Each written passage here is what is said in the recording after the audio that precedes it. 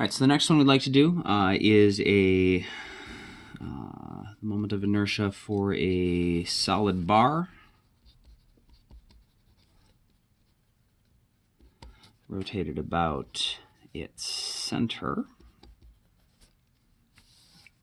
So you can imagine you have this bar that is initially in one position, and then it's going to rotate around its center until it has it's going to keep rotating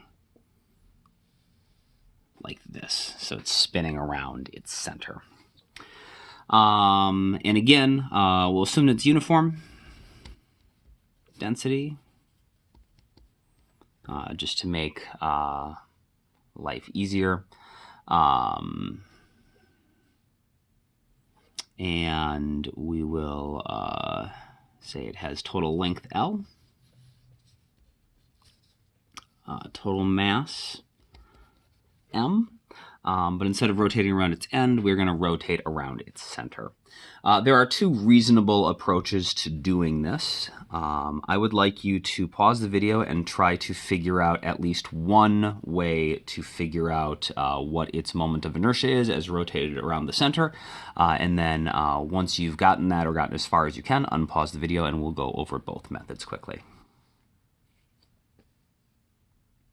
Okay, so the first way we can do it is basically attacking it the exact same way that we did the first one. If we chop it up into a bunch of points, we know that the moment of inertia of the bar is the sum of the moment of inertia of the points, which if we're going to have an infinite number of little pieces that we chop it into, so we take our bar again, and chop it up into all these little pieces. We can measure from our axis of rotation some radius out to a piece that is dr thick, or dr long.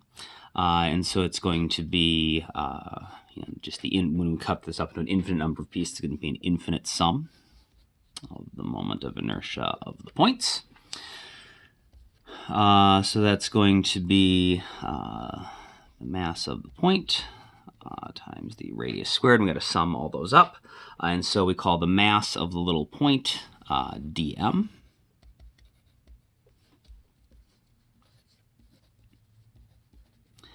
And once again, because we're doing the same thing, we got the same problem. We can't integrate. We don't have any way to integrate with respect to m, and so we got to find a way to do some sort of substitution to get dm in terms of r.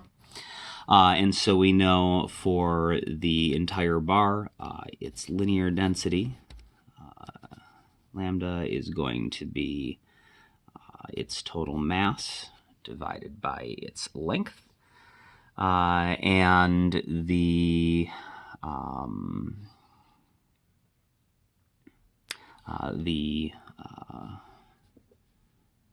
that'll also be, if we have any amount of mass, because it has uniform density, dm over dr if we're talking about the little bit.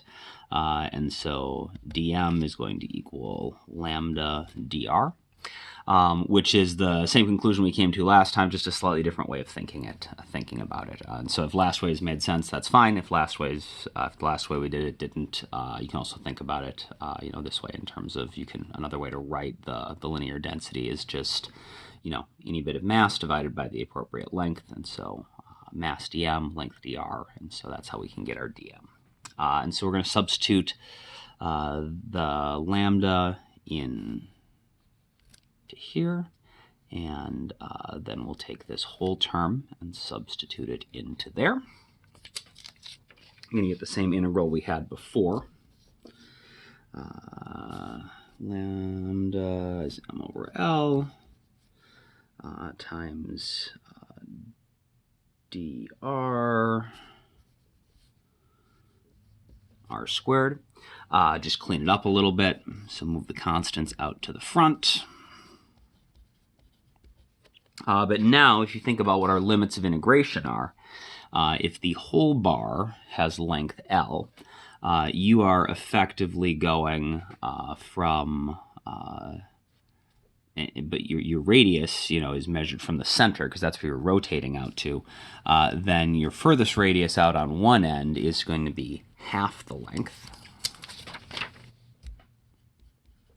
And then your furthest radius on the other end is going to be negative L over 2.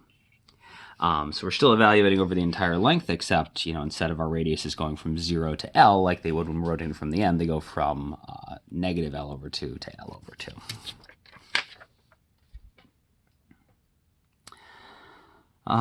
So that is going to be, evaluate this, we're going to get over L, r cubed over 3, evaluated from negative L over 2 to L over 2.